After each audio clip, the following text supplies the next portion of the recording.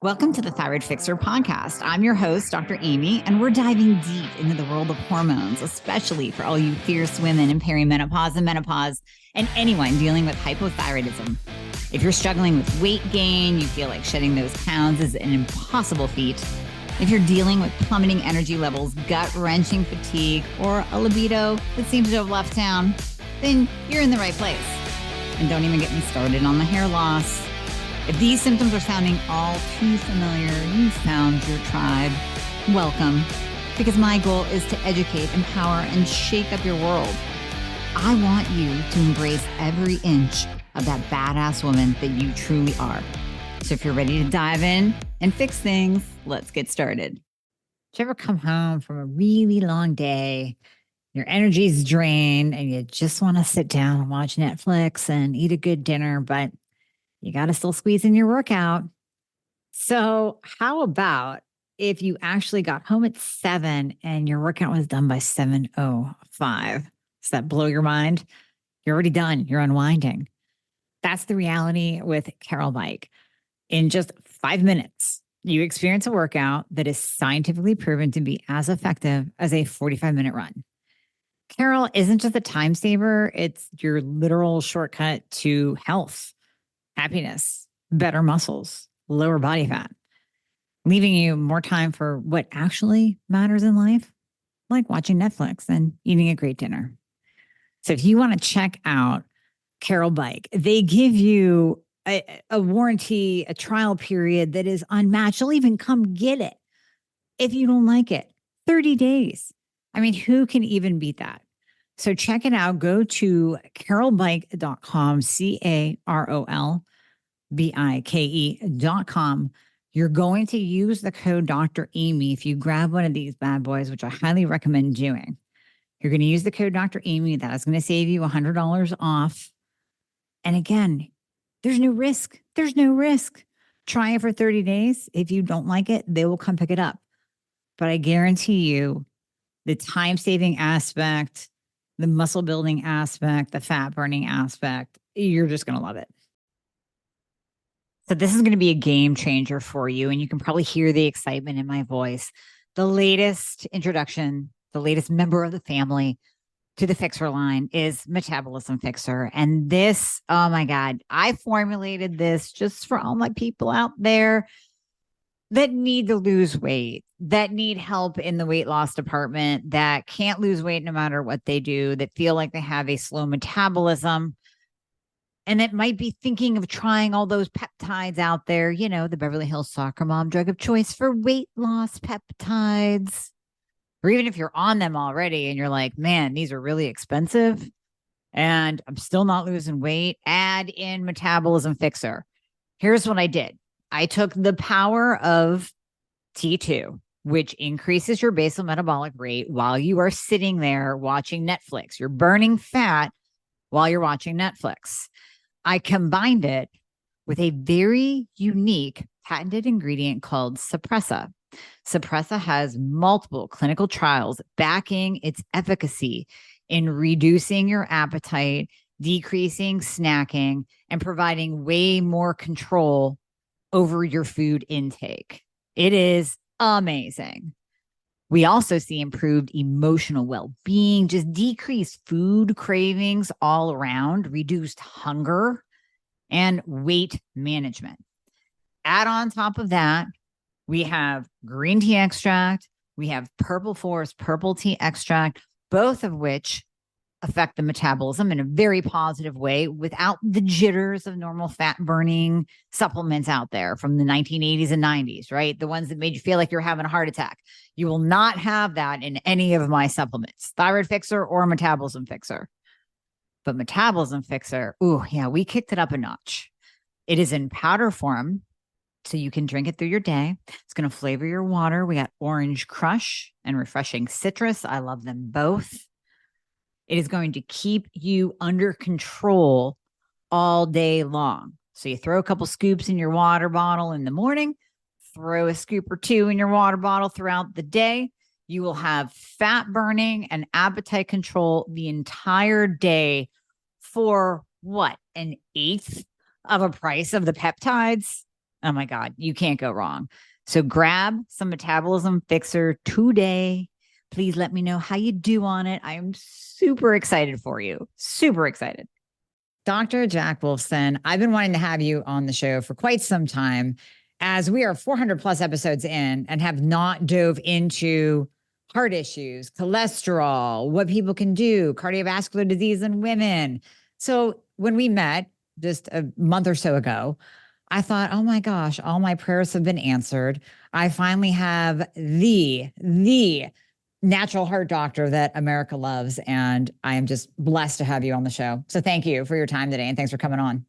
That is quite the intro. I bet you say that to all the guests. I've been wanting you on for the longest time. There's been 400 episodes, but yeah, so I've been waiting for you to ask me. So I'm so happy and love all the stuff that you do, and love, again, your message and the importance of thyroid health, and really empowering so many, women in particular. I think that although there's clearly men with thyroid disorders, but it really hits I think women a lot harder, for as so many illnesses do, for a whole variety of reasons. But yeah, thank you for having me on. Appreciate it.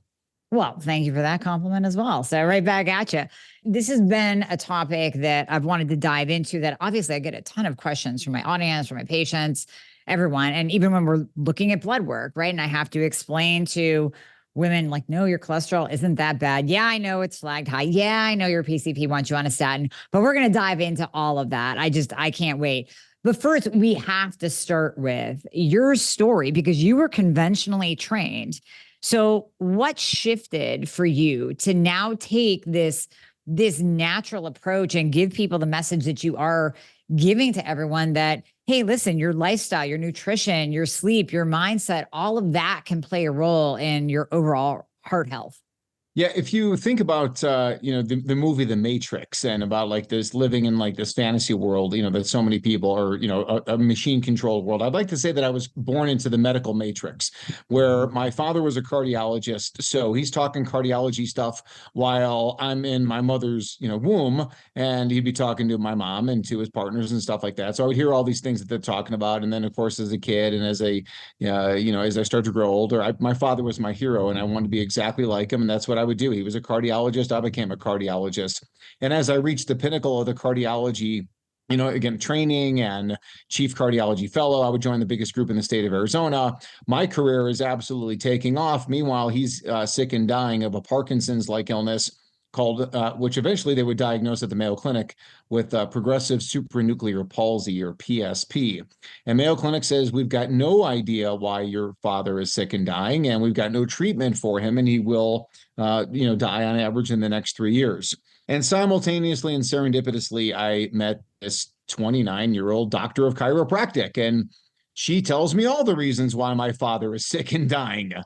And the Mayo Clinic has zero reasons. Here's the 29-year-old chiropractor. She's got all the reasons. And I listened to her because, number one, she's smoking hot. And number two, it made perfect sense. I saw so much sickness around me. I saw so much sickness, obviously, in my father.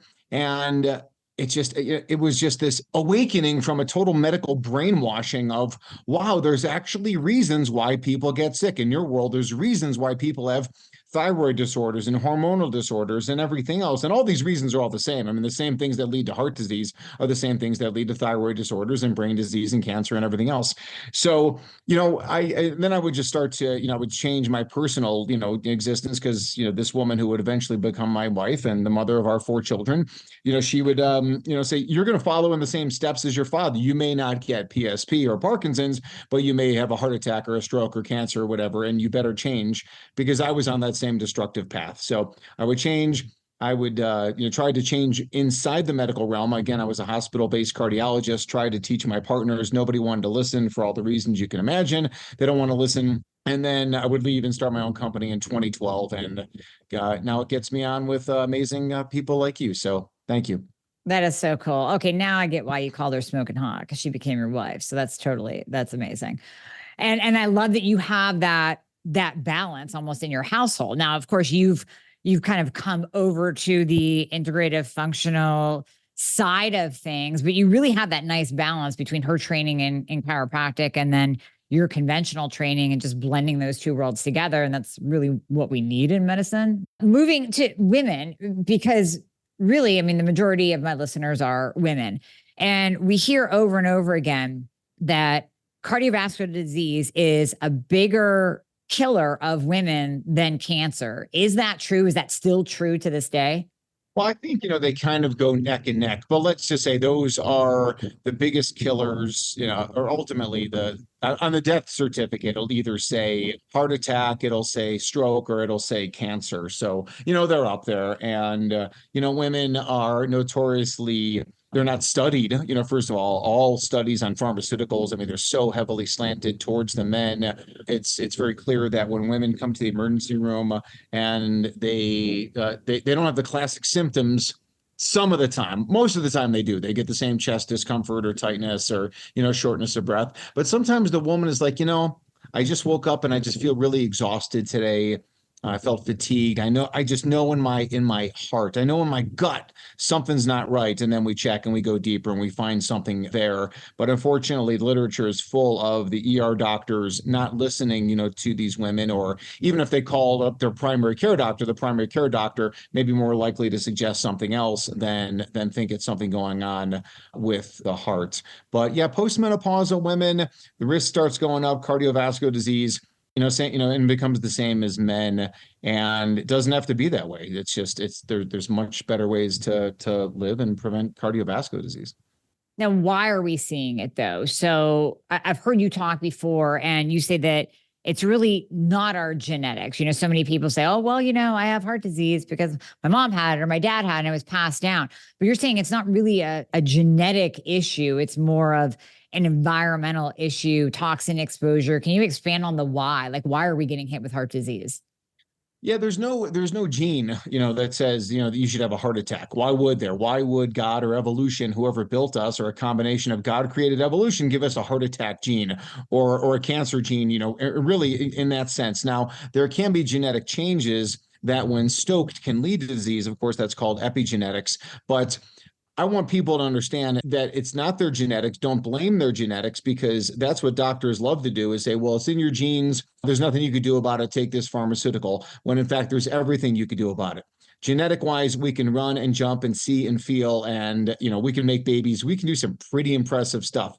We're not genetically programmed to have heart attacks or strokes. It's all man-made. I blame the men on this one. It's all the man-made poisons, the unhealthy lifestyle, the poisons, in our world that the men created, that lead to cardiovascular disease. And everything really stems from violations of eat well, live well, think well. When you eat the wrong foods, not enough of the right foods, when you don't practice the healthy lifestyle, and then the thought process, when you're when you're an unhappy person, you get sick, and I know this and your expertise, when you talk about this, related to thyroid, conditions. When you're depressed, anxious, fearful, you're in a state of fight or flight, you feel socially isolated, which was very common over the last, several years, for people to be out of their tribe, out of their community, which is why community is so important. And I love the idea that you really cultivate the community amongst your, tribe. That, again, these things are absolutely critical. And when we follow those tenets of eat well, live well, think well, I think people get the best results cardiovascular wise. I love that because I see that, even that mindset. So we kind of know live well, eat well. It's been talked about, at least. I mean, it needs to be talked about more, obviously. And really the point needs to be driven home. But the think well, that's very interesting. And I'm so happy that you said that, because I've been talking more about that lately with my community and even with my individual patients, and really how we think will ultimately drive our health. So if we're walking around thinking, oh my gosh, my mom died of cardiovascular disease and my dad had a heart attack and I'm just doomed and it's in my genes and I'm going to get it. It's going to hit me one day. It's like, yep, you're probably right, because you are going to think your way right into that. And then just like you said, being in that fear-based state, just the inflammation it causes. I mean, how much do you see our thoughts really driving our health in your patient population? Well, I mean, every cardiologist knows of a diagnosis called SCAD, spontaneous coronary artery dissection, one of the leading causes of heart attacks in premenopausal, perimenopausal women, where the artery, there's no blockage there, just all of a sudden, it's just a shearing of the layers of the coronary artery in between what's called the intima and the media. That's where this shearing occurs. It's called SCAD. And that is much more common in people who are under chronic stress and then acute stress on top of that, where that happens. So that's called spontaneous coronary artery dissection, real problem. Another one is called Takotsubo cardiomyopathy, where these women, they come in with chest discomfort. We do an angiogram, and there's no blockage. Everything's totally clear, yet a large part of the heart is no longer moving. It's damaged, and it can recover, but oftentimes it doesn't. So it's called broken heart syndrome, officially Takotsubo cardiomyopathy. Takotsubo is a Japanese term for octopus, doesn't matter.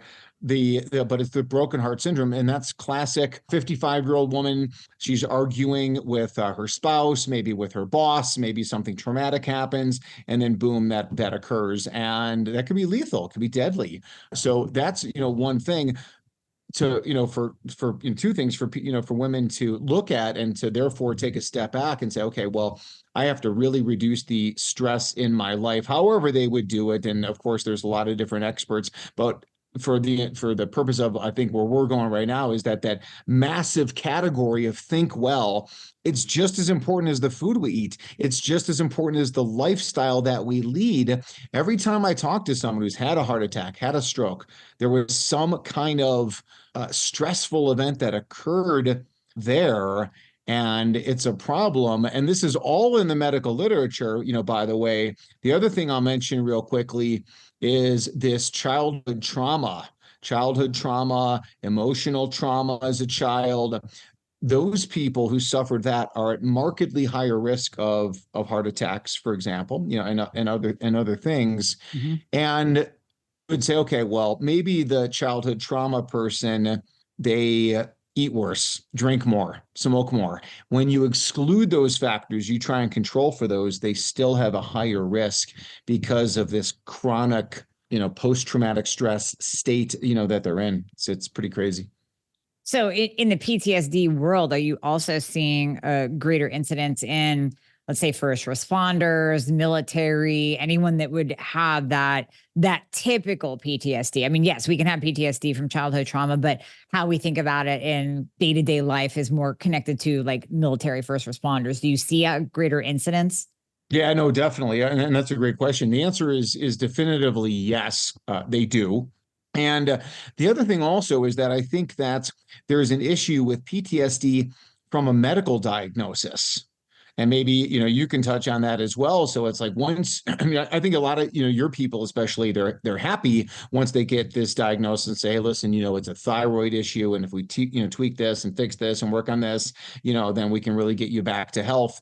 But in my world, where I see people who have had heart attacks, who have had strokes, it's very traumatic, and it makes them really on edge in a lot of different ways, and they're very concerned, as they should be.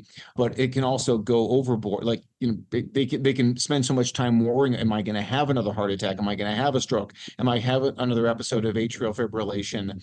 Or, again, that factor is definitely important. But it makes me also think about, when you're in this thyroid space, and how many women, unfortunately, and these are maybe younger women, the 25-year-old, 30, 35, who go to their doctor, my heart skips, it flips, and the medical doctor is like, it's nothing. Or, yeah, you're having PACs and PVCs, not a big deal. Go take a double dose of, Prozac, and you're good to go. And I know, of course, thankfully, yeah, these women and men, come to, doctors like us and really get, resolution on these things, because although it's very easy for the medical doctor to say no big deal, like for some women and men, it's, 5 extra heartbeats a day. It's ruining their life. Like they're dysfunctional because they're so worried about it. And it's great that we can help those people. Yeah, no, I agree. I see that all the time. There really is like health PTSD, especially when you're in the system too, and you're not getting the answers like you alluded to. It's super stressful. So I'm going to move on to the big question, the one that I have been waiting for you to come along and answer for over 400 episodes, cholesterol. So we're going to talk about the panel. We're going to talk about testing. But first, let me start off by saying, I mean, this is not going to be a surprise to you, but I'm saying this more for the listeners. I can't tell you the amount of lipid panels that I look at that are flagged high. And I heard a long time ago, it was actually my husband that said, did you know, and you can clarify this if this is true, did you know that the total cholesterol panel used to go up to 300 before they flagged you? And now they moved it down to 200 to put more people on statins. I'm like, I didn't know if it ever went to 300, but what is with the cholesterol panel? We're putting so many people on statins because they get a little H or an L next to their cholesterol panel. First of all, the big question is that what we should be testing? And can you break down your optimal ranges of where people should actually be concerned as opposed to seeing that little H next to their total cholesterol or their LDL? Yeah, that's a great question, and there's so much to that. But let me kind of preface this by saying, I guess I would say I'm the ultimate insider, as far as, the pharmaceutical industry. The pharmaceutical industry in 2024 is over a $1.5 trillion industry. They make money by selling drugs. And when you are in bed with the lab testing companies and the medical doctor communities, and you put that little H on that piece of paper that says hi, which means time to go on a prescription drug. They got it dialed in perfectly. And you talk about PTSD. What happens to the person who's looking at their blood test? Oh, but they got all these red flags on there, all these H's. Now they're in this total, feared, worried state.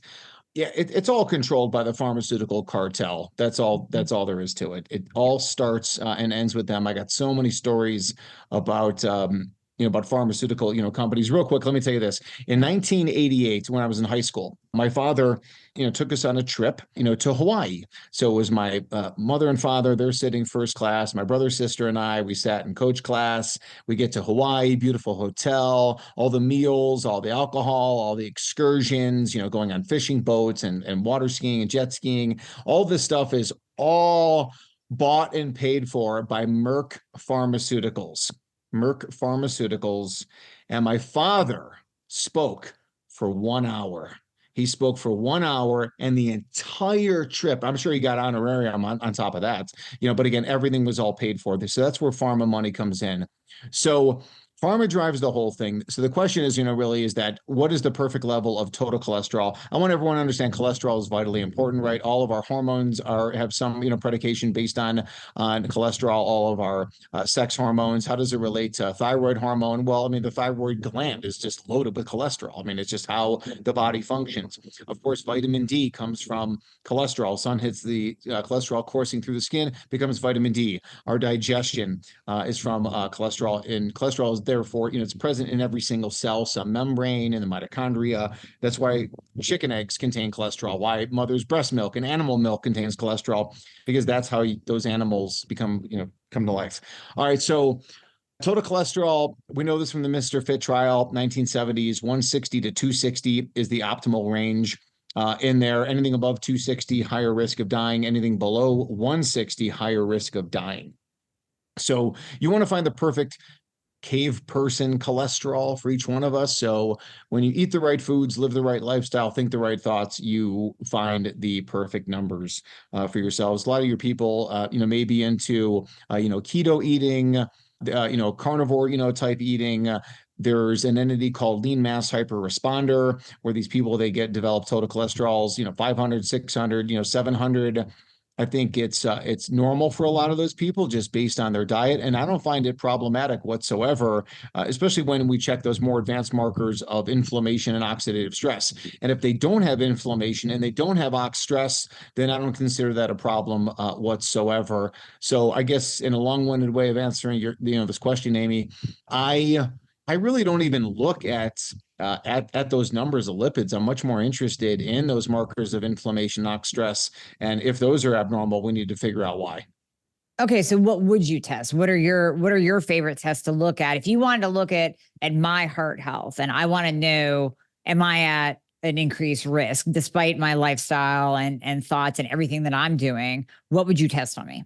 So the number one thing I would look for are markers of inflammation, oxidative stress. That's for sure. As far as seeing what your status is. Now that doesn't tell us the why. It just tells us, yes, you're at risk.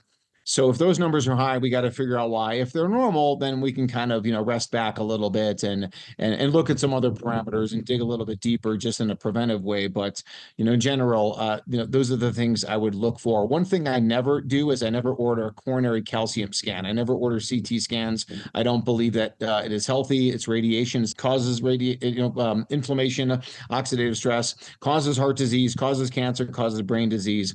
And I don't find that test useful. If your score is high, now what? We're going to recommend the same thing. Eat well, live well, think well. Score is normal, same thing. I'm never going to recommend a statin drug. I have not prescribed a statin drug in over 10 years. There's other classes of drugs, PCSK9 inhibitors. I don't write for those either. It's not that I'm just anti-pharma just because I don't like pharmaceutical companies, which I don't, but it's because they don't work. That's the problem. They don't work. Statin drugs do not have any significant benefit in reducing anything. And that's not even including side effect, profile with that as well. So many different things to, unpack, with that conversation. As far as like other tests, I love doing intracellular vitamins and minerals, and I love doing toxin testing.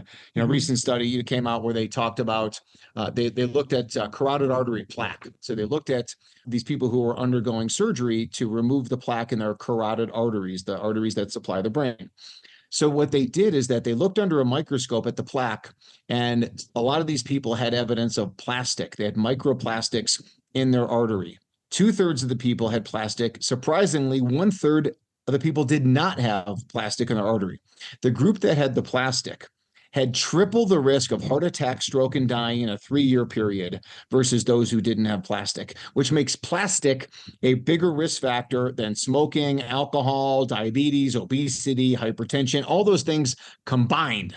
So I love doing BPA, testing on people, advanced urine environmental toxin, testing. And I'm a huge mold testing guy. Please, people out there, get tested for mold. Test your house for mold. I think it's a 21st century crisis, although it's mentioned in the Hebrew Bible 3,500 years ago by Moses. He writes, a lot about it in chapter 14 of Leviticus. It's right there. And the medical doctors these days, just like your doctoral, degree, Dr. Amy, in nutrition, we know nothing about nutrition, and we certainly know nothing about mold.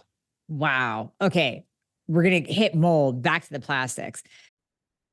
Did you know that there's actually a way to increase your basal metabolic rate? That is the amount of fat that you are burning literally just sitting here. So many of you are suffering with a very slow metabolism. You're doing all of the things to lose weight and nothing is happening, or worse yet, the scale is going up.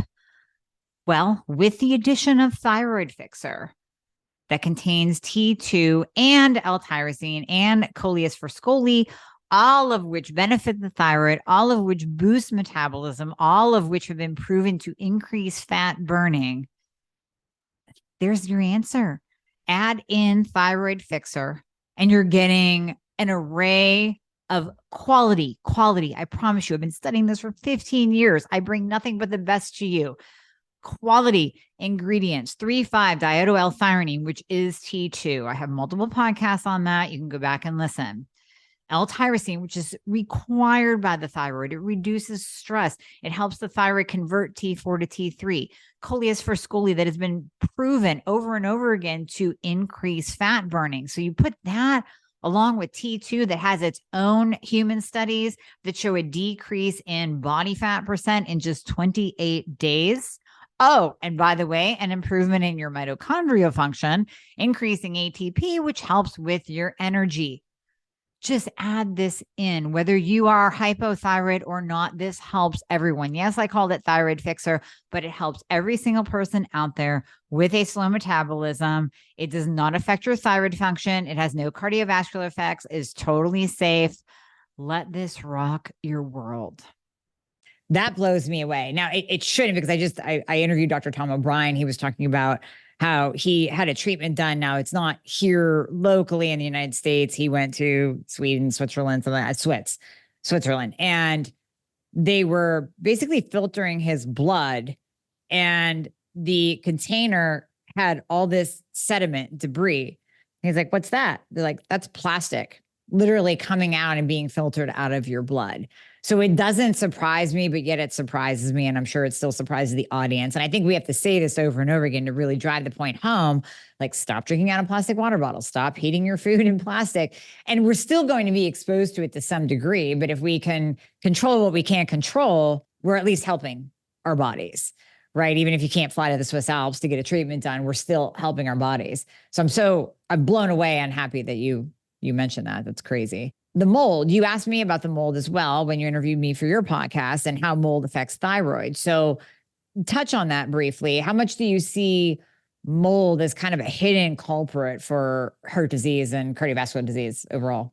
Yeah, I think it's big. I think it's mold comes from two places. It can come from the environment. It can come from food, and I think both can potentially be highly problematic. And that's why everybody should get tested. We love that idea, that mantra of test, don't guess. Mm-hmm. But the mold is so fascinating because, listen, we talked about plastic, or we can talk about mercury and lead and phthalates and parabens and all these different environmental toxins, which are bad, but none of them are conscious. Like you and I talk a lot about, gluten, for example, but gluten is not like this living, breathing entity that says, I want to give this person celiac disease, or I want to give this person, leaky gut, irritable bowel, inflammatory bowel, thyroid disorders. Like, it doesn't do that.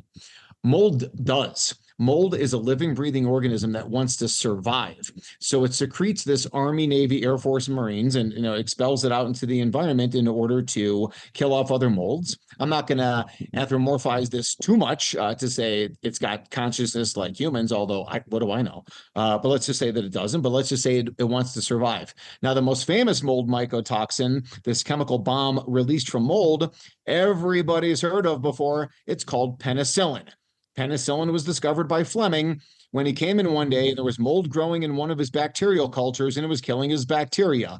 Then, therefore, was elucidated that was this chemical compound that was a mycotoxin, and then they called it penicillin. And there's others that are used in the medical industry.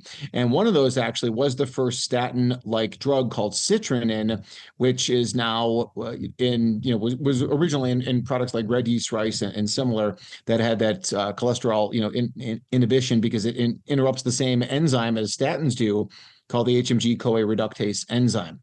So this mold thing is really, really big. And it's, women out there, brain fog. We talk about weight, gain, weight loss, gastrointestinal disorders, skin problems, eczema, dermatitis, infertility issues, big thing, with mold. And it's in the medical literature. And like we said before, the medical doctors don't have a clue.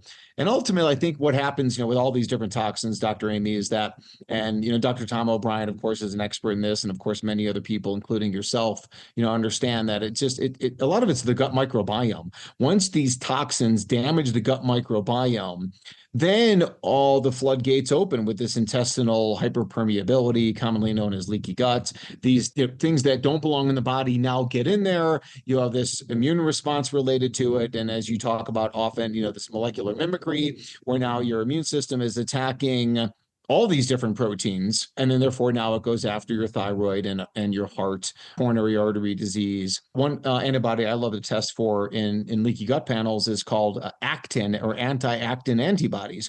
And if your immune system is attacking actin, that shows you that your immune system is attacking this protein that is found in all muscle tissue, all dividing cells. So your muscles, your skeletal muscles, smooth muscles that propel food from your mouth to your rear, and then also the heart muscle itself and the smooth muscles and the arteries.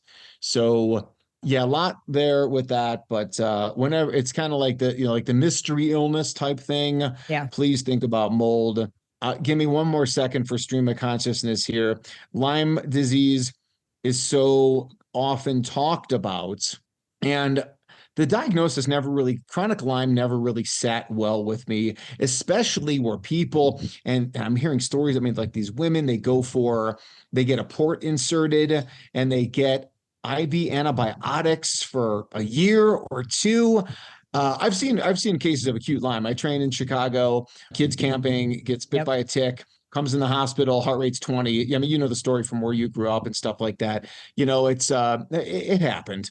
And then they would, we'd all panic for about a week and then they would recover, but this chronic Lyme and the treatment of it never sat well. If someone has chronic Lyme, I will say you must check for mold, because either A, it is entirely a mold diagnosis, or B, you are immunosuppressed because you live in mold, and therefore you have, chronic Lyme, co-infections, Epstein-Barr, these other Yep. things. Please, consider mold first. Yep. No, I see the same thing. If you're, and we talked about this on your show, when you're living in it, when you're living in mold, really there's nothing you can do to get better. It doesn't matter how many supplements, hormones, thyroid, whatever we throw at you. It's not going to improve at all. So I'm glad you mentioned that. I'm glad you mentioned that. Well, I think that, but, to your point, I think that some people, like, they feel better with what we do, but when you're still not optimized, when you're still not where, you be, and you're like, oh, Dr. Amy, it's incredible. Like, I, like 90% of my symptoms are gone, or, but when you, and they're happy with that, they're like, compared to where I came from. Right. But if we're really looking to make sure that people are on track, yeah, but it can be a big one, as you know. It's like when you're living in mold, and I'll tell this too to your audience too, because they're mostly women. I have, in one of my presentations on mold, and I got a slide like 14 different ways, mold, mycotoxins, cause damage and stuff like that. But one of my favorite slides that I do is kind of like this, and it's like, it's like the man, he's sitting there kind of cross-armed, in the doctor's office, looking at his wife, skeptically. And he's like so annoyed. He's so annoyed because he's sitting there with his wife, and his wife's got all these complaints to the doctor, like, my hair's falling out. I've got, I can't sleep. And I've got, my, PMS is terrible. I mean, all this stuff, whatever. And the man's sitting over there. He's, he's like perfectly fine. He's like, this is all crazy talk. And then, of course, like, the man is the typical guy who, yeah, he's on blood pressure drugs, he's on cholesterol drugs, he takes Viagra, for ED, like, but he's fine. He's got no problems whatsoever. He's all great, and she's just a crazy one. And the reality is that once you tell this couple that it may be mold, and then the deep dive that goes along with that and the financial ramifications of that, and the man is just so critical, and these women are just like sitting there and they're dying. And I'm not saying the answer is easy. I guess I'm just saying, like, for all those women out there, listen, there are doctors, of course, like, Dr. Amy and I, who understand all this and listen to all this and sympathize and empathize with all this. And, you're struggling and you're not deficient in Prozac. If you are, crazy, right? If you are, if even if you say, if you say to yourself, am I really crazy? Okay, you may be crazy. We're all a little bit crazy, that's for sure.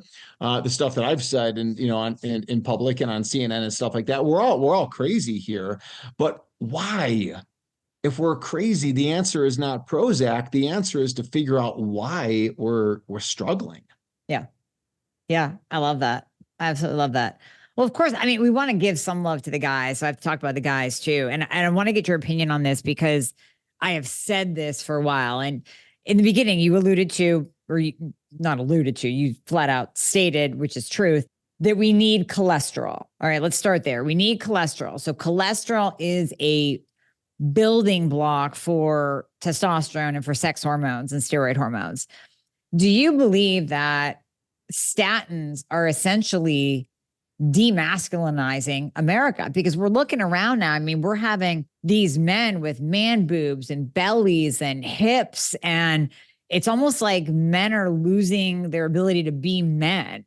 And part of it could be cultural and all that. I won't go down that rabbit hole, but I really think that there's a biochemical component to this, because we are dishing out statins for a cholesterol of 201. As soon as they're flagged, they're scaring the bejesus out of these people, specifically men, and putting them on a statin. And I really think that it's starting to affect testosterone and estrogen levels, no? Yeah, I would definitely agree. And as you said, there are many different factors with the demasculinization of the men.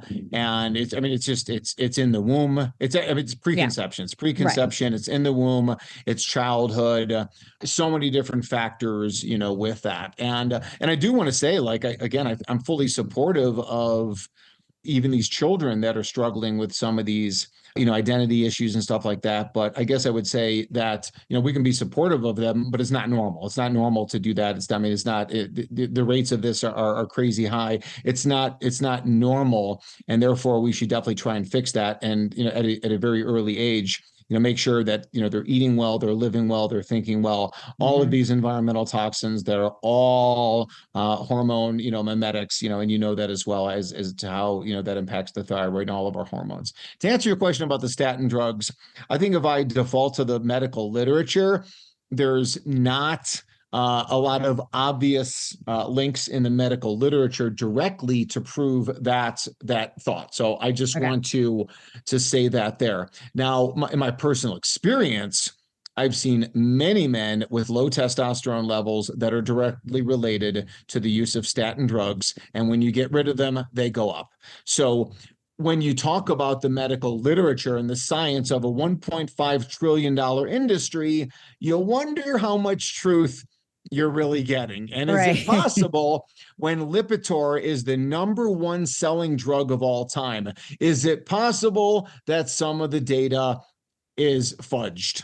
And the answer is yeah, of course. I mean, we see this right now with what's going on, in the news in Capitol Hill and what's happened over the last 4 years. There's a whole lot of lying going on.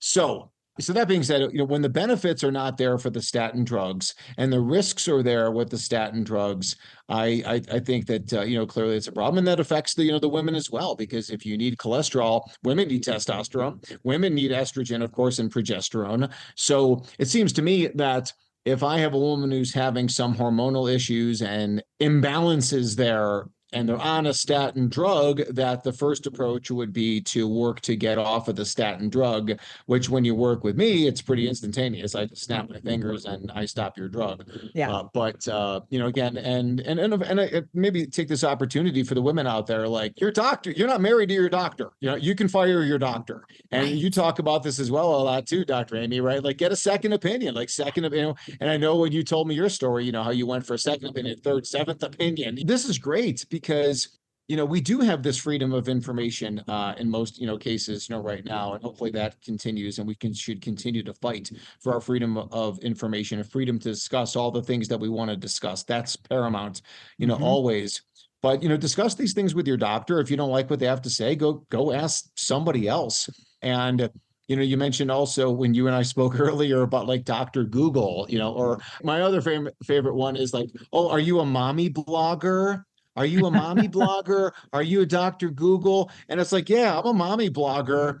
And what I did was I searched something on the internet, and it took me into PubMed.gov, and I read in the medical literature this amazing article that had to do with poor sleep or lack of sunshine or lack of physical activity or plastics and phthalates and parabens and PVCs and thyroid disease. Like, oh yeah, I just happened to read the medical article that you, doctor, never read. Right. Oh my gosh. I love that. I absolutely love that. And amen to firing your doctor and working with someone like yourself that actually knows how to get you off a statin safely and do it the correct way, and then actually supplement with what they need to supplement with. So this is going to actually, that statement is going to transition me. I was checking out your line of supplements, and I was so pumped to see an AFib protocol. So quick story. This is probably like a year and a half ago. My husband starts developing this erratic heart rate, and he could just feel it. He's like, something's not right. Something's not right. So we go to the ER, they hook him up. 10 doctors come in the room. His heart monitor looks like a lie detector test. I mean, it's like up and down, up and down. I'm looking at it going like to 185 and then down to 120 and then went up to 175. So he's in SVT. So that's what they diagnose him with. And they say, listen, we're going to give you metoprolol. That should do it. It should, balance out your heart rate. And when, once you get settled on this, then we can talk about ablation. Now, everything I've ever heard about ablation say, you really don't want that because you're damaging the heart. But the metoprolol kicked his butt. And if he takes an aspirin, that's about it. Like, he takes nothing else. So he was really kind of in distress about being on metoprolol, eventually just went off of it and kind of deals with the little blips, as he calls them, that he'll get here and there. And of course, I give him, what I know for the heart, but now I'm going to get your AFib bundle, magnesium and nitric oxide here and there.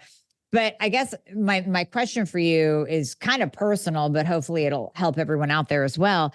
Is should we be worried about AFib, SVT? Is metoprolol something that you would say, well, that one you might want to stay on because it's the rhythm of the heart, or can we do this naturally through nutrients and minerals? And what's your approach to that? Yeah, that's certainly very common, for sure. And metoprolol is very commonly prescribed for men and women for heart rhythm issues. And it's unfortunate because metoprolol blocks blocks part of the adrenergic nervous system called beta cells and the beta receptors on these cells. So the beta blocker leads to all these different side effects, which would be fatigue, because we need epinephrine, norepinephrine. We need these hormones. That's why they exist. And when you block them, we'll feel fatigued. We will have that loss of energy, loss of enthusiasm, and things like that. With beta blockers, we also see elevated blood sugar. That is very common. Beta blockers can notoriously lead to erectile dysfunction, which men certainly do not want, and neither do their partners. And can also actually lead to loss of erection in females as well. So we want to be very careful with the use of beta blockers. Beta blockers can be used as needed. Like if you feel your heart racing, you can use a little bit, kind of calm you down a little bit, but ultimately correct, right? It doesn't tell us about the why. Why does someone have PACs, PVCs, palpitation, SVT, atrial fibrillation? We always got to go deeper. And really for that, I tell people, it just goes back to the advanced testing that, you and I both do. Like, you do the most advanced testing in the world. You look for all the different poisons. So you look for excess or you look for deficiencies. Are there nutrient deficiencies, whether it's B vitamins, omega-3s, glutathione, CoQ10, all these different things. You and I are both familiar with all the advanced tests that people can do, gut testing.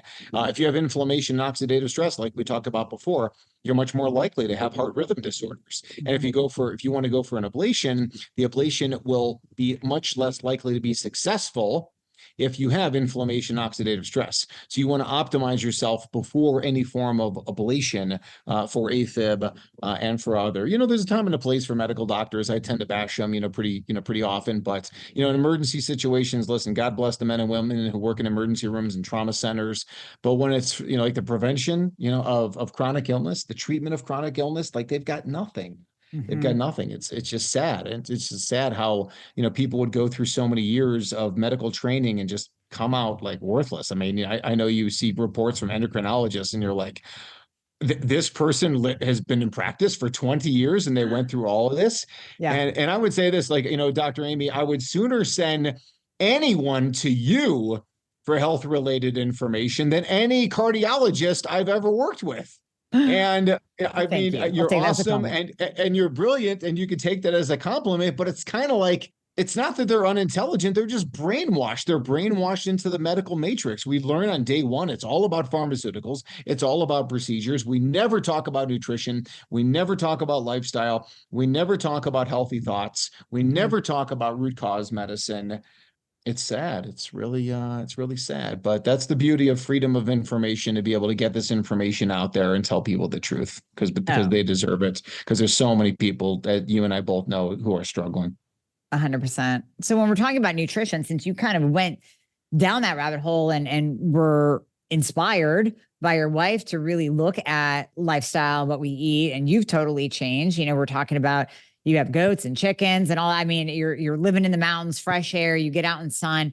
I mean, that's absolutely fantastic. So the average person, when they're looking at their diet, we're in this world. I just came from KetoCon.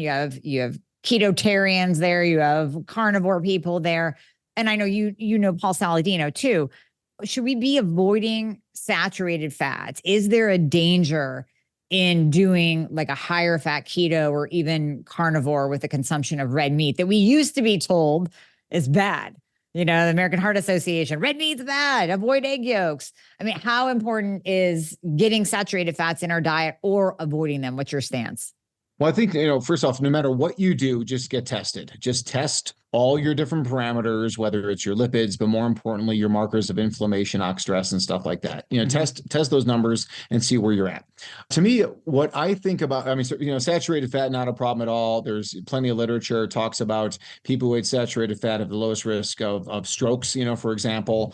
Coconuts, there's islands in the South Pacific where like 50, 60% of their diet is coconut based, and none of them have heart disease, and they all smoke cigarettes, So saturated fat was vilified. Obviously, it was all because of big ag. They wanted to push soy and canola oils on us and get rid of coconut oil, which was obviously much more expensive and imported in favor of their hydrogenated oils, which millions of people dying from government influence device where the advice where the government's controlled by these big corporations. My home state, Illinois, soy, corn, all the different things. So saturated fat's not the problem. One thing that I would say for the keto and the carnivore people is please eat seafood. I think seafood is the healthiest food on the planet. Organs, specifically bison organs, would be number 1A, like bison liver, bison heart, range grass-fed bison. That's what 90% of the meat that we eat is bison, and the next would come from small amounts of elk, and then occasional beef. But we do free-range bison, field harvested bison, unvaccinated bison, some really cool stuff with that. But Yeah. seafood is so important. So wild salmon, sardines, anchovies, clams, oysters, shrimp, crab. The people who eat the most amount of seafood have the lowest risk of everything. And a lot of the carnivore people, that I see, like they miss that. They're just going straight meat. I love meat. I love eggs. I love raw dairy. Mhm. But don't forget the seafood. The bottom, it's actually, I've got a drawing that I came up with, and it's over at the graphic designer, and it's my plant-based pyramid, right? So here's the plant-based pyramid is what it is, and it's an upside down pyramid. So at the bottom over here is plants, and I'm not carnivore. I do carnivore challenges. I sometimes go into ketosis, but Mhm. for me, I wrote the book, The Paleo Cardiologist. We're Yep. hunter-gatherers. That's the way that I see it. But we hunt and we gather, and that's the order. But again, like at that top of that upside down pyramid is the free range grass fed meats, and then the seafood category. I love it. Yeah, you need to put that out to the world everywhere because we need to flip that pyramid 100%. If people haven't kind of come to light and realize that our traditional food pyramid is really, really bad and was just made up. I don't even know who made that up. I know in 77, the American Heart Association put out low fat. Everybody cut their fats, focus on carbs, just do carbs. But that was all based on the food pyramid. So maybe that kicked off the food pyramid with having 11 servings of grains and breads per day. Right. I mean, the original food pyramid, right? The grain category was bigger than even the vegetable category. I mean, that is so clearly written by industry. That's It's right. And then of course the meat category was like this little tiny sliver. And take for bison liver. Bison liver contains every vitamin, mineral, protein, and fat, not the omega-3 as DHA, EPA that is so critical that you only find in seafood. Mhm. Another one of my favorite foods is salmon roe, wild salmon roe. It's a delicacy, and our ancestors appreciated these foods as a delicacy. So then if I asked you, who would you like to meet, Dean Ornish or Robert Atkins? You would stay away from the Dean Ornish low fat diet. He was so popular for so long. And I remember doing low fat in the 80s. So what is your take on our kind of old school way of thinking of addressing, our cardiovascular health? That's so crazy that you mentioned that, because in 2000, as a cardiology fellow, I'm in training and I'm in Orlando and I'm at the American College of Cardiology meetings. And there was a debate between Adkins and Ornish. Oh, I wish I was there for that. Oh my God, that'd be so cool. And those guys hated each other. They hated each other. And Right. I walked out of that thinking Adkins makes perfect sense. But, I was a 29-year-old trainee at the time, and I'm in Chicago, and I'm eating deep dish pizza and Italian beef sandwiches and hot dogs and, drinking way, way, way too much alcohol as a single guy, living in Chicago back in the day. And so it was on my mind. and so it was like, when I would, be introduced to my wife and just talking about, some of the things and some of the concepts that she introduced, and then reading things like Nutrition and Physical Degeneration, by Weston A. Price and the Weston A. Price Foundation. He's a dentist, travels around the world with his wife and looks at all these paleo communities and sees what they're eating. That's a fantastic book. But even, if you watch TV shows today, right? Alone, Naked and Afraid, you and your husband, you guys hunt, it's just, if you're a vegan and you show up on an island by yourself, like you're going to die like very quickly. Like you need Yeah, to you start are. eating animal products or you'll die or you'll quit the show. So, all those people who do the best on TV shows like Alone, they learn how to hunt. They learn how to fish. They catch those fish. They do so well with that. It's super cool. Oh, I love it. I love that you saw both of them.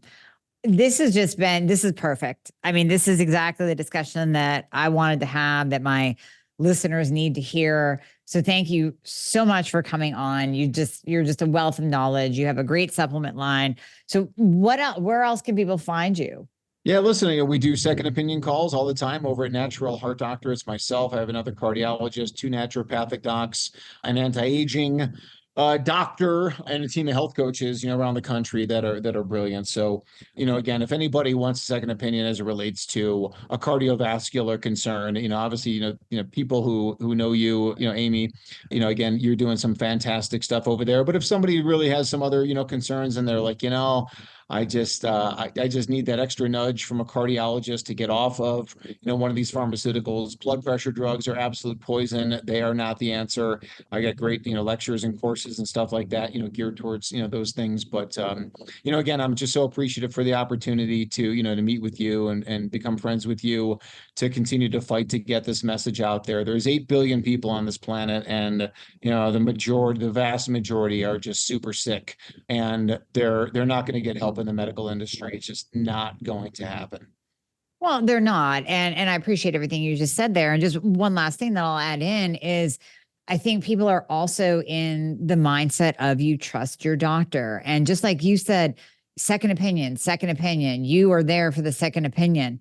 So I would encourage everyone, especially if you are on a statin, if you're on a BP med, just just talk to his team, talk to Dr. Jack, get that second opinion. Because if you're taking something that is detrimental, and just because, again, Big Pharma paid your doctor to give that to you and he got a kickback, it might be time to think about your health in a different way. So I'm going to encourage everyone to give you a call, and we'll put all your contact information in the show notes as well. So thank you so much for your time today. This has been fun and very informative all at the same time. Thank you so much.